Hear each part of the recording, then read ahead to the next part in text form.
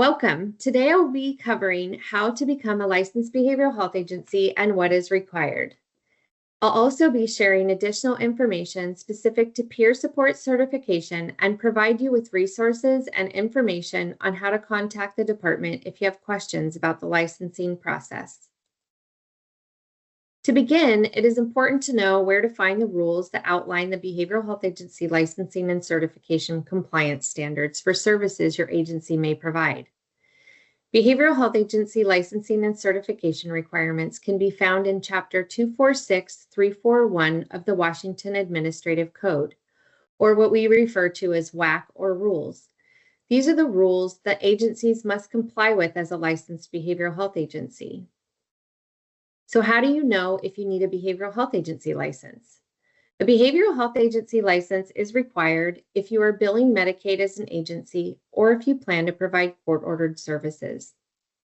To apply for licensure, you will need to submit a behavioral health agency license application, a fee, policies and procedures, an administrator background check and disclosure statement, and a copy of your master business license.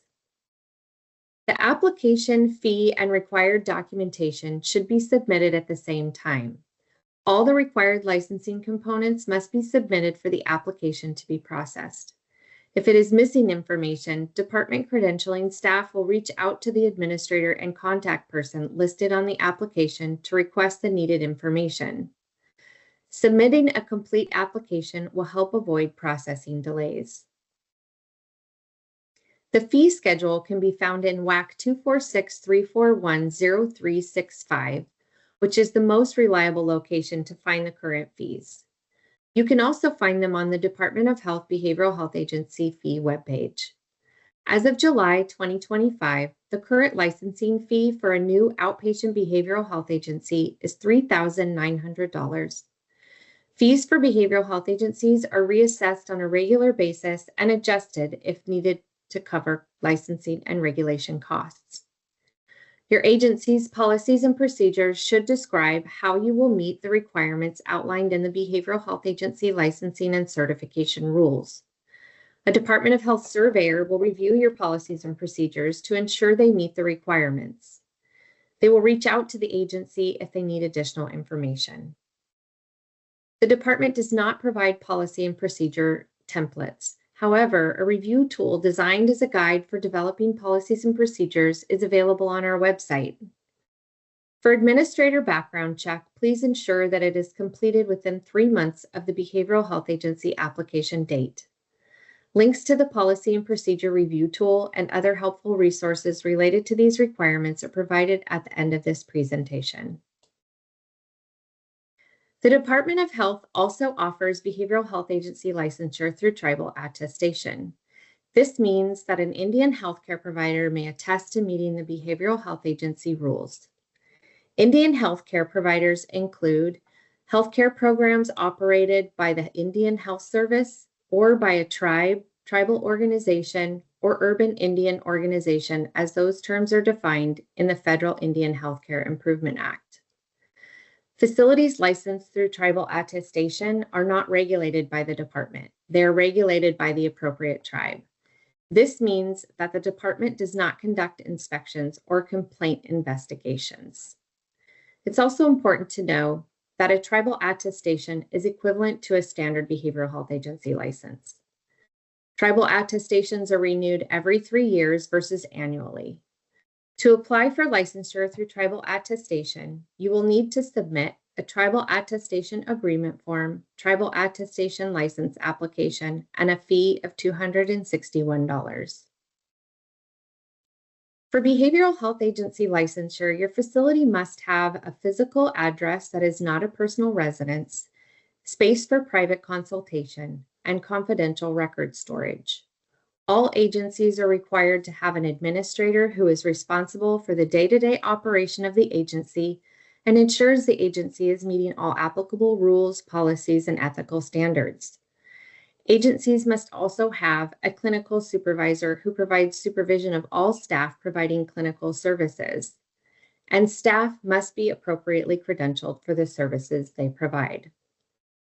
The administrator is not required to be credentialed by the department. The responsibilities for the administrator can be found in WAC 246-341-0410. For the clinical supervisor, this should be a mental health professional if you are providing mental health services, or a substance use disorder professional if you are providing substance use disorder services. I would also like to provide some information specific to peer support services. So in a behavioral health agency setting, peer support is defined as services provided by peer counselors to individuals under the supervision of a mental health professional or individual appropriately credentialed to provide substance use disorder treatment. Peer counselors include certified peer support specialists and certified peer support specialist trainees. Services provided by peer counselors to individuals under the supervision of a mental health professional or individual appropriately credentialed to provide substance use disorder treatment. Peer support provides scheduled activities that promote recovery, self-advocacy, development of natural supports, and maintenance of community living skills. There are two behavioral health agency certifications specific to peer services: behavioral health support services and peer respite services. These services can be provided in community outpatient or residential and inpatient settings. The certification and service standards for behavioral health support services can be found in WAC 246-341-0700. If you plan to provide these services, you would check the certification for behavioral health support and peer support on the Behavioral Health Agency application. You will also need to indicate in the right-hand column if these services are provided for mental health, substance use disorder, or both. Mental health peer respite facilities are run by certified peer counselors and provide voluntary, holistic, trauma-informed, short-term, non-crisis peer support services in a home-like environment, which focus on recovery and wellness. These services are supervised by a certified peer counselor who also meets the mental health professional qualifications.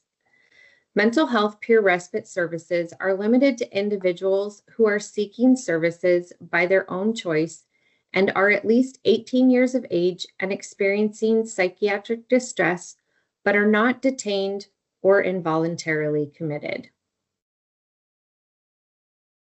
The certification and service standards for mental health peer respite services can be found in WAC 246-341-0725.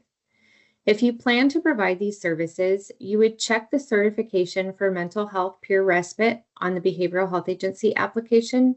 You will also need to indicate the number of beds in the right-hand column. Links to the resources can be found throughout this presentation. I've also listed them here so they're in one place.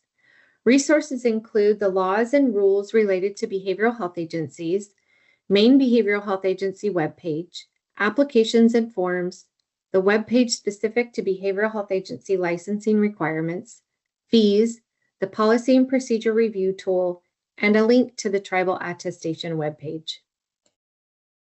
I also encourage you to sign up to receive Department of Health GovDelivery notifications. Subscribing to GovDelivery will help you stay informed and get policy and rulemaking updates. You can subscribe by going to the GovDelivery webpage using the link on this page or by visiting the department's website. Once you are on the page, you will enter your email and select Health Systems Quality Assurance and Behavioral Healthcare Integration. Tribes may also want to select Behavioral Health Integration for notifications specific to tribes. As we wrap up today, let's quickly summarize the key components of behavioral health agency licensing. Behavioral health agency licensing and certification rules can be found in Chapter 246-341 WAC. To apply for licensure, you will need to submit a behavioral health agency license application, a fee, policies and procedures, a background check and disclosure statement for your administrator, and a copy of your master business license.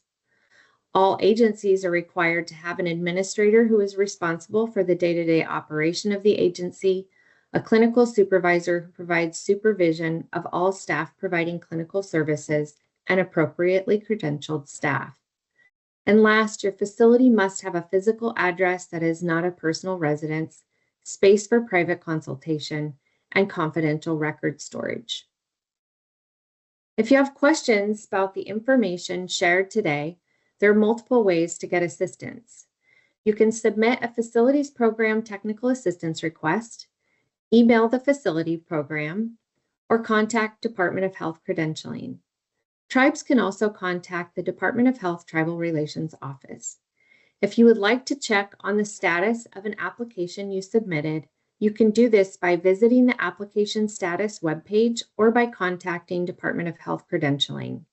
If you have questions about Medicaid, please contact the Washington State Healthcare Authority.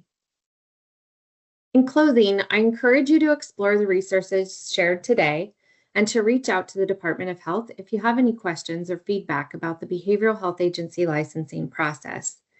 Thank you for your time today. I greatly appreciate the behavioral health community and the important work you all do to provide needed services to communities across our great state. Have a wonderful day.